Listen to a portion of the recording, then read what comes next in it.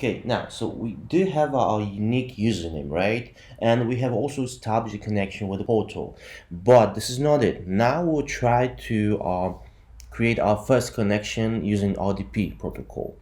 And to do so, on the left-hand side, there's an Accounts button, Accounts tab. So please select that one.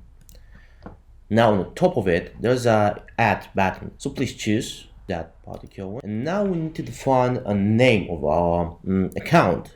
In that case, it's going to be a forward at Windows server. The type of the account is going to be forward because we're still using that Active Directory synchronization.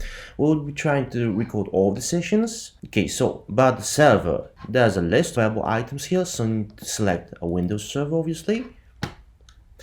And everything that is on the bottom should remain as is, because we'll be still using those forward domain credentials from the Active Directory. So let's save it. And yeah, that's it.